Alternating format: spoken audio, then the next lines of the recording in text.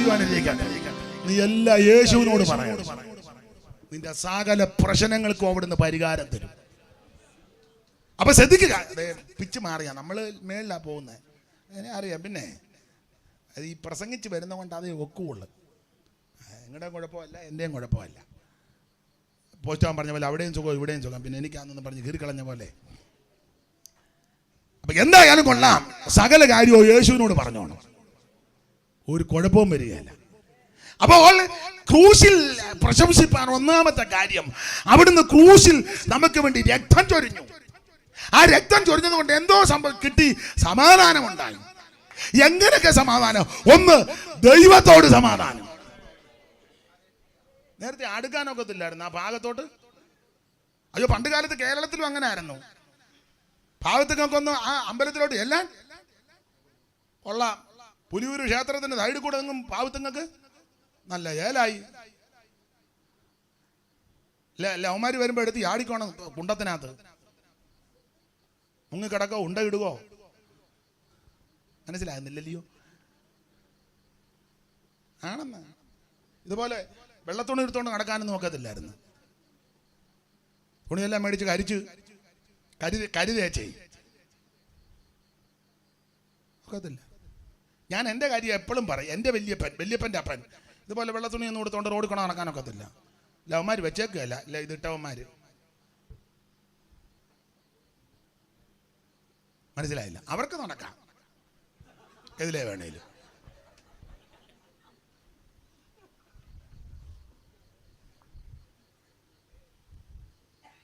എൻ്റെ വല്യപ്പനെ നടക്കാനൊക്കെ. പക്ഷെ അതിനൊക്കെ മാറ്റം വന്ന സുവിശേഷം. അതുകൊണ്ടാണ് ഞാൻ കണ്ടമാനം വെള്ളത്തുകൊണ്ട് ഇട്ടുകൊണ്ട് നടക്കുന്നത്. നീ എന്നെ കാണടാ, മനസ്സിലായോ? ഇതെല്ലാം കൂടി ഒരു 10 മീറ്റർ കാണും. എൻ്റെ വല്യപ്പന് 2 മീറ്റർ പോലും എടുത്തോണ്ട് സ്തോത്രം. അതിന് മാറ്റം വന്നത് സുവിശേഷം വന്നതാ. അടുക്കാനൊക്കത്തില്ലായിരുന്നു, അടുപ്പിക്കത്തുമില്ലായിരുന്നു. നിന്നെ ദൈവത്തോട് അടുപ്പിച്ചത് ഈ സുവിശേഷമാണ്. യേശു ക്രിസ്തു കാൽവറി ക്രൂശിൽ രക്തം ചിന്തിയത് കൊണ്ട് ദൈവത്തോട് സമാധാനം ഉണ്ടായി. ഇനി ഒരു മധ്യസ്ഥനും വേണ്ട, ഒരു അമ്മയും വേണ്ട, അപ്പനും വേണ്ട, പുണ്യാളനും വേണ്ട, ശ്ലീഹന്മാരും വേണ്ട, അപ്പനും വേണ്ട, അമ്മയും വേണ്ട. അപ്പനും അമ്മയും വേണ്ടെന്നല്ല, അത് വേണം. ഞാൻ മധ്യസ്ഥതയുടെ കാര്യമാണ് പറഞ്ഞത്. ഒരുത്തരും വേണ്ട. നിനക്ക് നേരിട്ട് എന്ന് യേശുവിനോട് കാര്യം പറയാം. ദൈവം ഒരുവനല്ലോ, ദൈവത്തിന് മനുഷ്യക്ക് മധ്യസ്ഥൻ ഒരുവൻ. എല്ലാവർക്കും വേണ്ടി തന്നെ ജീവനെ മറുപടിയായി തന്ന യേശു ക്രിസ്തു മാത്രം. യേശു ക്രിസ്തു ഏക മധ്യസ്ഥൻ, യേശു ക്രിസ്തു ഏക ദൈവം, യേശു ക്രിസ്തു നിത്യദൈവം, യേശു ക്രിസ്തു സത്യദൈവം, യേശു ക്രിസ്തു നായകൻ. അവൻ വിശ്വാസത്തിന് നായകൻ, അവൻ രക്ഷാനായകൻ, അവൻ ജീവനായകൻ. അതികൾ ഒടിച്ചെന്നെ കാക്കുന്നവൻ, പച്ചനാദികൾ തന്നു നിത്യം പോറ്റുന്നവൻ. അതികൾ ഒടിച്ചെന്നെ കാക്കുന്നവൻ, പച്ചനാദികൾ തന്നു നിത്യം പോറ്റുന്നവൻ. നീതിവാദിയിലെന്നെ നടത്തിക്കൊണ്ടു വരുന്നവൻ.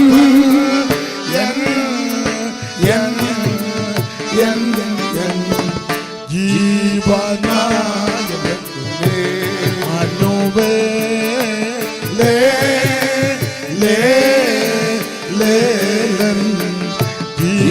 ജീവനായകനേ മനുവേലേ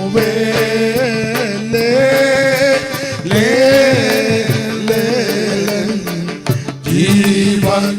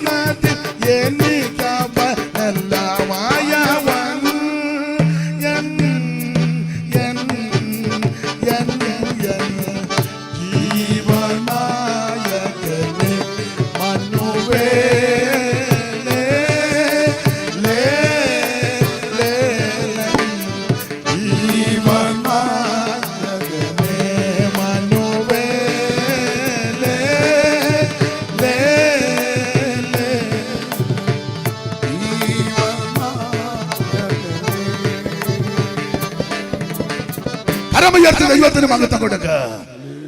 ക്രൂശിൽ പ്രശംസിപ്പാൻ ഒന്നാമത്തെ കാര്യം, ക്രൂശിൽ രക്തം ചിന്തി, രക്തം ചൊരിഞ്ഞു. ആ രക്തം ചൊരിഞ്ഞുകൊണ്ട് ഒന്ന് സമാധാനം ഉണ്ടായി. ആരോടൊക്കെ? ഒന്ന് ദൈവത്തോട് സമാധാനം, രണ്ട് പരസ്പരം സമാധാനം. ദൈവത്തോട് സമാധാനം ഒന്ന്, രണ്ട് ആ റോമാലേഖനം 12:18 വായിച്ചേ. പരസ്പര സമാധാനം, അങ്ങോട്ടും ഇങ്ങോട്ടും സമാധാനം. റോമാലേഖനം 12:18 നിങ്ങളാൽ ആവോളം സകല മനുഷ്യരോടും സമാധാനമായിരിക്കും. അതാ, കഴിയുമെങ്കിൽ നിങ്ങളാൽ ആവോളം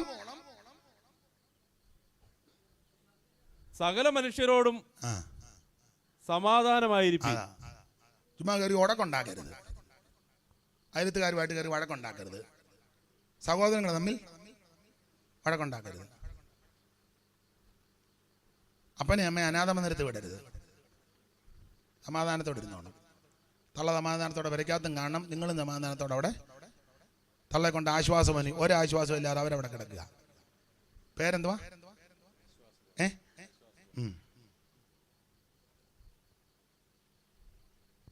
തമ്മിൽ സമാധാനം ഉണ്ടായിരിക്കും. തമ്മിൽ സമാധാനമായിരിക്കും. അങ്ങനെ പരസ്പര സമാധാനം. ഇത് രണ്ട് വിശ്വാസി തമ്മിൽ കൂടുമ്പോ എന്തുകൊണ്ട് കുഞ്ഞുഞ്ഞമ്മ ഒരു സമാധാനമില്ല? കുഞ്ഞുഞ്ഞമ്മ പെന്തിക്കോസിലായിട്ട് 45 കൊല്ലം ഒരു സമാധാനം. കുഞ്ഞുഞ്ഞമ്മ നീ മിണ്ടായിരിക്കുന്നതാണ് നല്ലത്. ചുമ്മാ നെടുക നടന്ന് നാശം ഒപ്പിക്കരുത്. യേശുക്രിസ്തു നമ്മുടെ സമാധാനമാണ്. ഒരാളൊരു ഭാരമേറിയ വിഷയമായിട്ട് വന്നപ്പോഴാണ് യേശു സമാധാനം തരും. ധൈര്യപ്പെട്, ഞാൻ ഇങ്ങനെ ആയിരുന്നു, യേശു എനിക്ക് സമാധാനം തന്നു. നിന്റെ അടുക്ക വരുന്നത് സമാധാനത്തോടെ തിരിച്ചു പോകണം. ഇത് തീ കോരി ഇട്ടേച്ചാ വിടുന്നത്. അങ്ങനെ ചെല്ലേ കണ്ടില്ലേ? എന്തുവാ ഇവിടെ ഒരു നുണല് പോലെ? എന്നാന്നറിയാൻ പറ്റും. അയ്യോ, ഇത് വെച്ചോണ്ടിരിക്കരുത്. അവൻ ഇച്ചിരി സമാധാനത്തോടെ അങ്ങോട്ട് വന്നത്. ഇത് വെച്ചോണ്ട് ഞാൻ കുറച്ചാളായി ഇത് വെച്ചോണ്ടിരിക്കുക. അയ്യോ, അങ്ങനെ ഇരിക്കരുത്. ആരെയും കൊണ്ട് ആരെയും കാണിച്ചോ? ഇല്ല, ഞാൻ തന്നെ കണ്ടോണ്ടിരിക്കുക. കണ്ണാടി നോക്കി ഞാൻ തന്നെ. അയ്യോ, അങ്ങനെ തന്നെ കണ്ടോണ്ടിരിക്കരുത് ആരെയും കൊണ്ട്. ഇപ്പോഴത്തെ കാലവാ. ഇതായിരുന്നു പടിഞ്ഞാറ്റയിലെ കുഞ്ഞോമാച്ചന് 3 ആഴ്ച തികച്ചില്ല. ഉള്ള സമാധാനം കൂടെ നിന്റെ പൊന്നുനാവ് തുറക്കാതിരിക്കുന്നതാണ് നല്ലത്. വിശ്വാസത്തിന്റെ വാക്ക് പറ. യേശു നിന്നെ സൗഖ്യമാക്കും. യേശു നിന്നെ പിടിവിക്കും. ഏത് രോഗമാണെങ്കിലും സൗഖ്യം തരുവാൻ അവിടുന്ന് ശക്തനാണ്. അവിടുന്ന് നിന്റെ പ്രശ്നത്തിന് പരിഹാരം തരും. അവിടുന്ന് യേശു നിന്നെ പിടിവിക്കും. പരസ്പരം സമാധാനം കൊടുക്കും. ഇത് തീ കോരി ഇടുകയല്ലേ?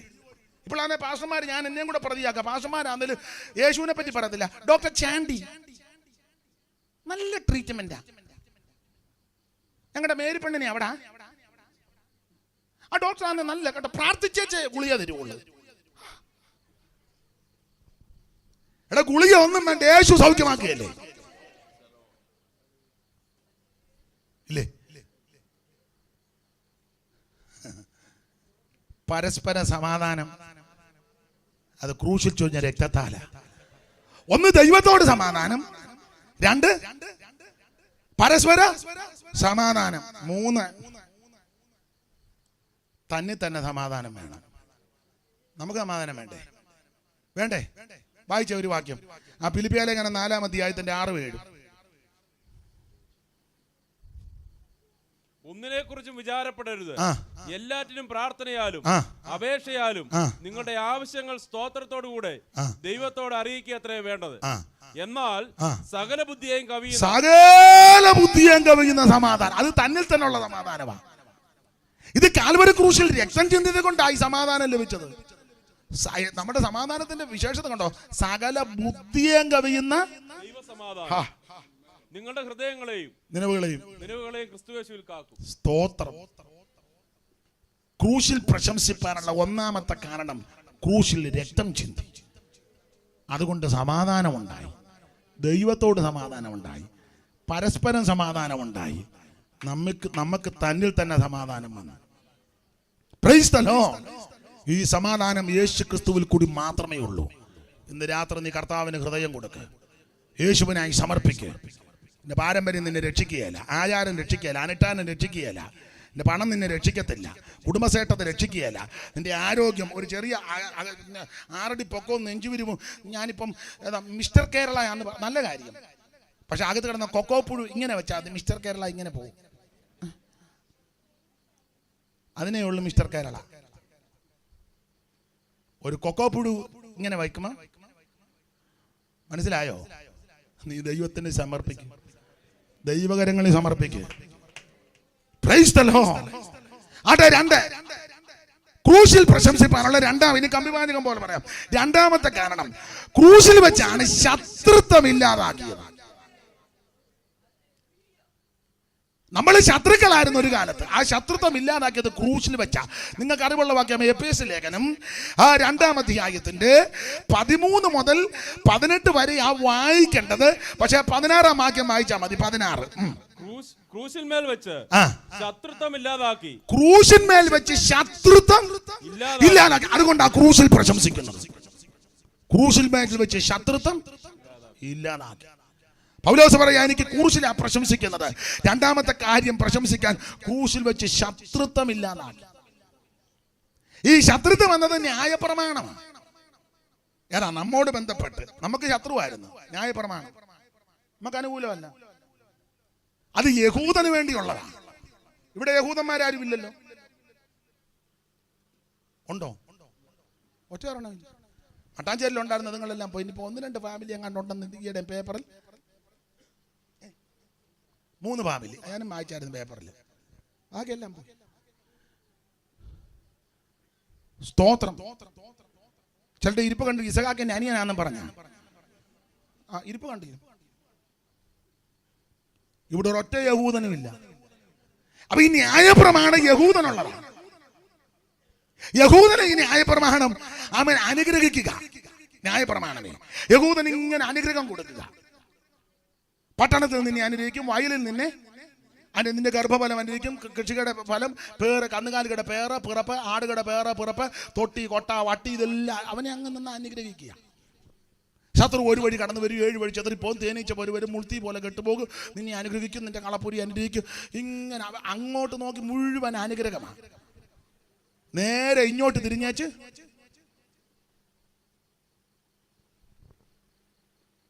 പട്ടണത്തിൽ നീ ശപിക്കപ്പെടും, കുഴഞ്ഞു.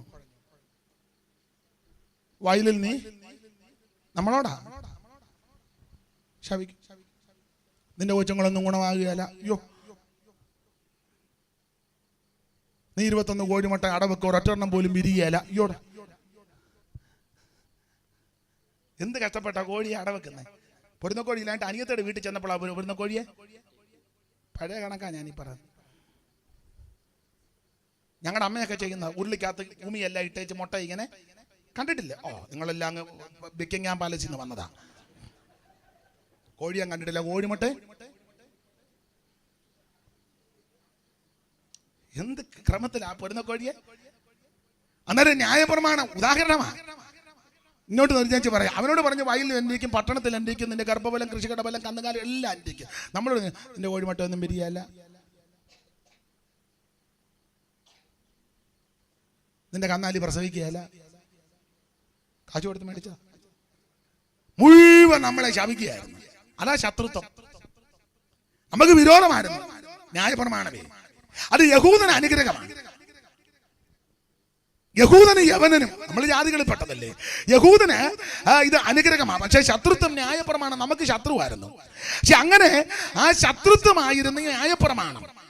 എനിക്ക് നിങ്ങൾക്ക് ശത്രുവായിരുന്നു. പക്ഷെ ആ ശത്രുത ക്രൂശിൽ വെച്ച് മാറ്റി എന്നെയും നിങ്ങളെയും സമീപസ്ഥരാക്കി. അതുകൊണ്ട് ആ ക്രൂശിൽ പ്രശംസിക്കുന്നു. അങ്ങോട്ട് അടുക്കാനൊക്കത്തില്ലായിരുന്നു. അത് തട്ടിക്കളഞ്ഞേച്ച് ഒരുവൻ കാൽവരിയിൽ നമുക്ക് വേണ്ടി ക്രൂശിൽ മരിച്ചത് കൊണ്ട് ആ ശത്രുത്വം ഇല്ലാതാക്കി നമ്മളെ സമീപസ്ഥരാക്കി. മുമ്പേ നമ്മൾ ദൂരസ്ഥരായിരുന്നു. വായിച്ച് എഫേസ്യ ലേഖനം 2-ാം അധ്യായത്തിന്റെ 12 മുതൽ വായിച്ചോ. 12 മുതൽ.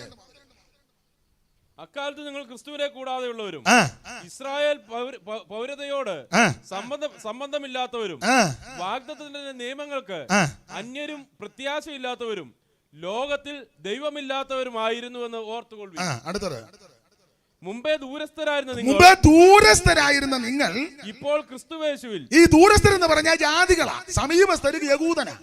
അവർക്ക് അടുത്തിയല്ല. എർശലേം പള്ളിയിലൊക്കെ ചെല്ലുക, അകത്ത് കയറുക, പോകുക, വരികയൊക്കെ ചെയ്യാം. നമുക്ക് ആ ഏരിയയിലോട്ടൊന്നും കൊള്ളാം, നല്ല ചേലായി. നമ്മൾ ദൂരസ്ഥരാ. ഇസ്രായേൽ പൗരത്തിൽ ബന്ധമില്ലാത്തവർ, വാഗ്ദത്തങ്ങൾക്കെല്ലാം അന്യരായിരുന്നു, അടുക്കാനൊക്കത്തില്ലായിരുന്നു. പക്ഷെ ആ വിടവങ്ങ് മാറ്റി. ഒരുവൻ കാൽവരി ക്രൂശിൽ നമുക്ക് വേണ്ടി യാഗമായി തീർന്ന് രക്തം ചിന്തിയത് കൊണ്ട് നമ്മളെ സമീപസ്ഥരാക്കി.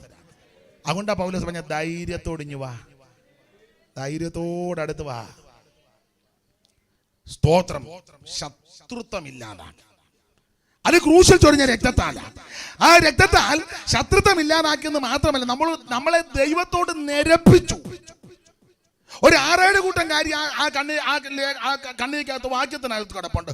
ഒന്ന്, ആമേ സമീപസ്ഥരാക്കി. 13-ാം വാക്യം വായിച്ചേ. 13. മുമ്പേ ദൂരസ്ഥരായിരുന്ന നിങ്ങൾ ഇപ്പോൾ ക്രിസ്തുവേശുവിൽ ക്രിസ്തുവിന്റെ രക്തത്താൽ സമീപസ്ഥരായി. ഒന്ന് സമീപസ്ഥരാക്കി. 15-ാമത്തെ വാക്യത്തിൽ സമാധാനം ഉണ്ടാക്കി. 15-ാം വാക്യം ഞാൻ ഓടിച്ചങ്ങ് നിർത്തുക. സമാധാനം ഉണ്ടാക്കിക്കൊണ്ട് ആ സമാധാനം തന്നു. ഒന്ന് സമീപസ്ഥരാക്കി, 2 സമാധാനം തന്നു. 14-ാം വാക്യത്തിൽ ശത്രുത ഇല്ലാതാക്കി. 14 വായിച്ചേ. അവൻ നമ്മുടെ സമാധാനം, അവൻ ഇരുവശത്തെയും ഒന്നാക്കി, ചട്ടങ്ങളും കൽപ്പനകളും. അപ്പോൾ ശത്രുത ഇല്ലാതാക്കി. 15-ാമത്തെ വാക്യത്തിൽ പക്ഷം പിടിക്കുന്നത് ഇല്ലാതാക്കി. അവൻ ഇരുപക്ഷത്തെയും തന്നിൽ ഒരേ. ഇപ്പൊ പക്ഷം പിടിപ്പില്ല, പക്ഷം പിടിക്കരുത്. പാസ്റ്ററും സെക്രട്ടറിയും കൂടെ ഒരു ഗ്രൂപ്പ്, ട്രഷറും കമ്മിറ്റിക്കാരും കൂടെ ഒരു ഗ്രൂപ്പ്, അവരെ എല്ലാം ഒതുക്കാൻ ഒരു ഗ്രൂപ്പ്, വെളുത്തവനെല്ലാം കൂടെ ഒരു ഗ്രൂപ്പ്, കറുത്തവനെല്ലാം കൂടെ ഒരു ഗ്രൂപ്പ്, ഇരുനിറവെല്ലാം കൂടെ ഒരു ഗ്രൂപ്പ്, വിളറിയതെല്ലാം കൂടെ ഒരു ഗ്രൂപ്പ്, അമേരിക്കയെല്ലാം കൂടെ ഒരു ഗ്രൂപ്പ്, പേർഷ്യ എല്ലാം കൂടെ ഒരു ഗ്രൂപ്പ്, ലണ്ടൻ എല്ലാം കൂടെ ഒന്ന്, നോർത്ത് ഇന്ത്യ എല്ലാം കൂടെ ഒന്ന്, നാടൻ എല്ലാം കൂടെ ഒന്ന്, കാശുള്ളവനെല്ലാം കൂടെ ഒരു ഗ്രൂപ്പ്, കാശില്ലാത്തവനെല്ലാം കൂടെ ഒരു ഗ്രൂപ്പ്, ഇടത്തരക്കാരെല്ലാം കൂടെ. അതൊന്നും പാടില്ല. എന്നാ സമയമായതുകൊണ്ടാണ് പരിവക്കേട്. ബാക്കി നാളെ ഇനിയിപ്പോൾ ആര് വരുവാന്ന്, ആര് വന്നില്ലേ വന്നിനായി.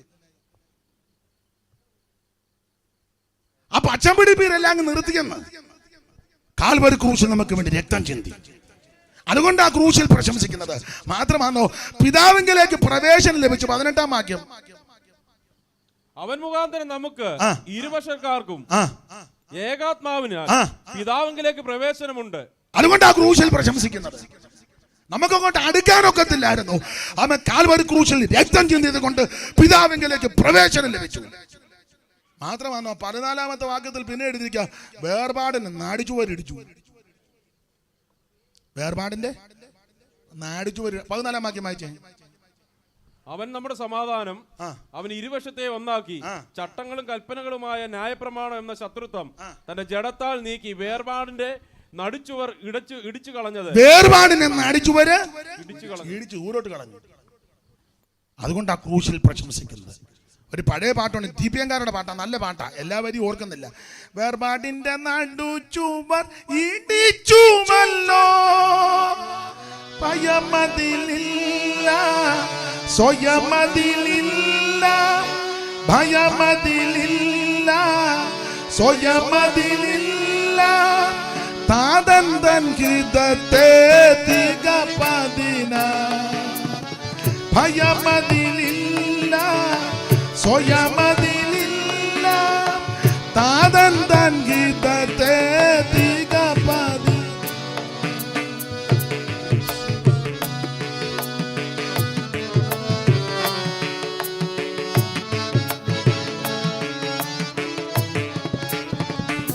അവിടെ പാടാൻ നേരമില്ല. അപ്പോൾ വേർപാടിനെ നടിച്ചു ഇടിച്ചു. അതുകൊണ്ട് ആ ക്രൂശിൽ പ്രശംസിക്കുന്നത്. ഒന്ന്, ആ ക്രൂശിൽ പ്രശംസിപ്പാനുള്ള ഒന്നാമത്തെ കാരണം അവിടെ എഴുതിയിരിക്കുന്നത് ക്രൂശിൽ നമുക്ക് വേണ്ടി രക്തം ചിന്തി. 2, ക്രൂശിൽ വെച്ച് ശത്രുത്വം ഇല്ലാതാക്കി. അതുകൊണ്ടാണ് പ്രശംസിക്കുന്നത്. 3, ഈ ക്രൂശിൽ പ്രശംസിപ്പാൻ വിരോധവും പ്രതികൂലമായ കൈയെടുത്ത് ക്രൂശിൽ തറച്ചു. കൊലോസ്യലേഖനം 2-ാം അധ്യായത്തിന്റെ 14-ാം വാക്യം. അതുകൊണ്ട് ആ ക്രൂശിൽ പ്രശംസ. നമുക്ക് വിരോധവും പ്രതികൂലവും അതിക്രമങ്ങളൊക്കെയും നമ്മോട് ക്ഷമിച്ച ചട്ടങ്ങളാൽ നമുക്ക് വിരോധവും പ്രതികൂലവുമായിരുന്ന കൈയെടുത്ത് മായിച്ച് ക്രൂശിൽ തറച്ച് നടുവിൽ നിന്ന് നീക്കിക്കളഞ്ഞു. അതുകൊണ്ട് ആ ക്രൂശിൽ പ്രശംസിക്കുന്നത്. വിരോധവും പ്രതികൂലമായ വിരോധം എന്നതാ? പാപിയാണെന്ന്. എപ്പോ കണ്ടാലും നമ്മളെ പാപി പാപി പാപി. മറ്റേ യഹൂദന് കുഴപ്പമില്ല, അതാണ് നമുക്ക് വിരോധം. പ്രതികൂലമെന്നാ? ശിക്ഷാവിധി.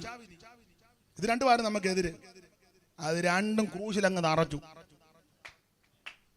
അത് രണ്ടും ക്രൂശിൽ തറച്ചു. സ്തോത്രം. വിരോധി, പാപി, അത് ആ പേരങ്ങ് മായിച്ചു. അത് ക്രൂശ് തറച്ചേച്ചേ എടുത്ത് വായിപ്പിക്കുന്നില്ല. യോഹന്നാന്റെ 1-ാം ലേഖനത്തിൽ 3-ാം അധ്യായത്തിൽ നമുക്കൊരു പുതിയ പേര് തന്നു, ദൈവമക്കൾ. കാൺമീന്ന നമ്മൾ പാപികളും വിരോധികളുമായിരുന്നു.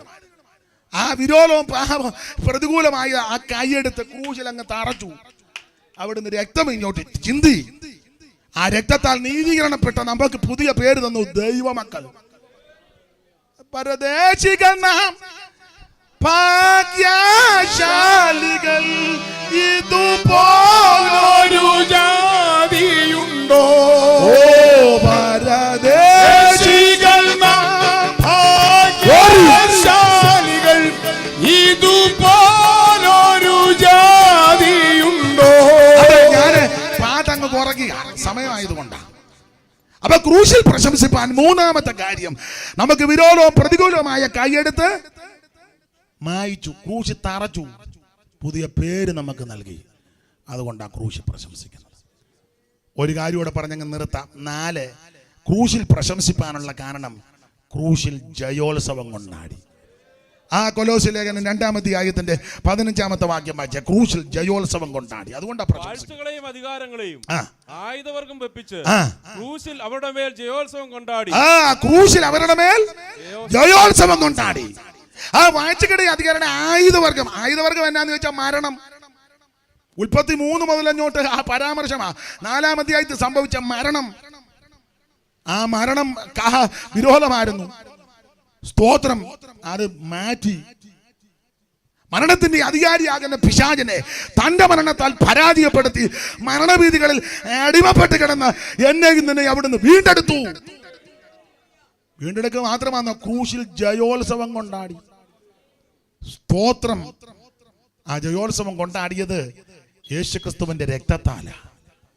അതുകൊണ്ടാണ് വെളിപ്പാട് പുസ്തകം 12-ാം അധ്യായത്തിന്റെ 11 പറയുന്നത് കുഞ്ഞാടിന്റെ രക്തത്താൽ നമുക്ക് ജയമുണ്ടെന്ന്. വെളിപ്പാട് 12:11 വായിച്ചേ. യേശുക്രിസ്തുവാകുന്ന പരിശുദ്ധ കുഞ്ഞാടിന്റെ രക്തത്താൽ ജയമാ. അവർ അവനെ കുഞ്ഞാടിന്റെ രക്തം ഹേതുവായിട്ടും തങ്ങളുടെ സാക്ഷ്യവചനം ഹേതുവായിട്ടും ജയിച്ചു. യേശുക്രിസ്തുവിന്റെ രക്തത്താൽ ജയമുണ്ട്. അതുകൊണ്ടാണ് ക്രൂശിൽ പ്രശംസിക്കുന്നത്. ഇന്ന് രാത്രി എനിക്ക് നിങ്ങൾക്കും പ്രശംസിപ്പാൻ ക്രൂശില്ല. സമയമായതുകൊണ്ട് ഞാൻ നിർത്തുക, ബാക്കി നാളെ പറയാം. പാസ്റ്ററിനോട് വന്നപ്പോഴേ പറഞ്ഞു 9-ാമത് നിർത്തണമെന്ന്. തൻ്റെ കൃത്യം 9-ആയി. ബാക്കി നാളെ. ചിലർക്ക് ഒരു ധാരണ ഉണ്ടായേക്ക് ബോധമൊന്നുമില്ല, സമയം പറഞ്ഞാലൊന്നും നിർത്തുകയല്ലെന്ന്.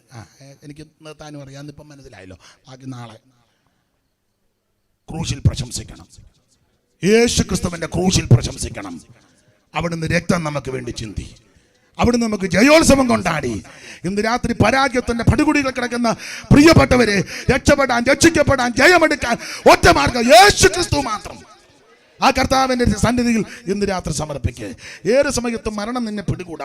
മരണത്തിന്റെ തണുത്ത കരമെന്ന് തലോടുന്നതിന് മുമ്പ് ക്രിസ്തുവിനെ രക്ഷിതാവായി സ്വീകരിച്ചോണം. നാളെയാകട്ടെ ലോട്ടറിക്കാരൻ പറയുമ്പോൾ നാളെയാകട്ടല്ല, ഇന്ന് രക്ഷാദിവസമാ, ഇത് സുപ്രസാര കാലമാ. യേശുവിനെ ഇന്ന് ഏറ്റെടുക്കണം.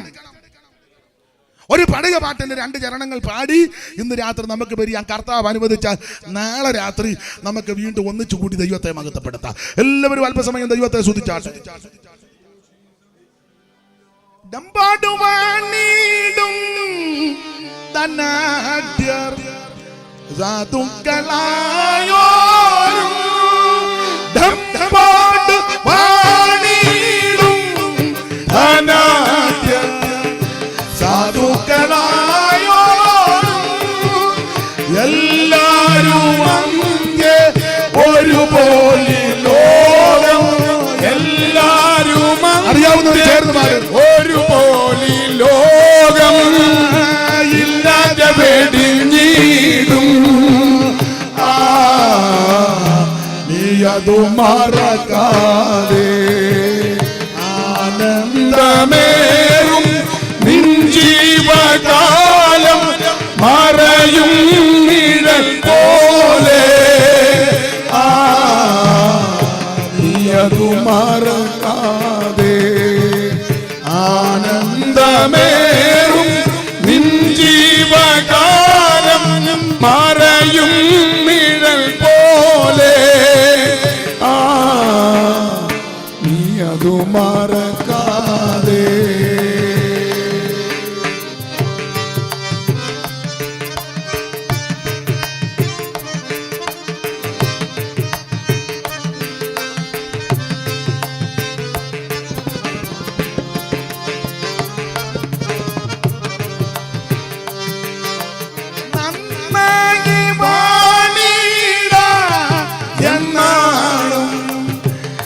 എന്നു നീ ഓർക്കാതെ നന്നായി വാണിടാം എന്നാലും എന്നു നീ ഓർക്കാതെ മണ്ണായി മാറും അഴകേറും നിന്മൈ മണ്ണായി മാറും അഴകേറും നിന്മൈ മണ്ണായി മാറും അഴകേറും നിന്മൈ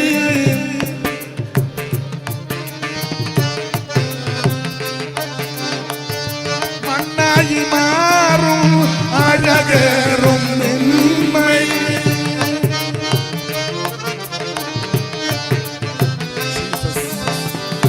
മണ്ണായി മാറും അഴകേറും നിന്മൈ നിർണയം ഒരു നാളിൽ നീയതു മറക്കാതെ ഓ മണ്ണായി മാറും അഴകേറും നിന്മൈ മണ്ണായി മാറും നിന്മൈ നിർണയം ഒരു നാളിൽ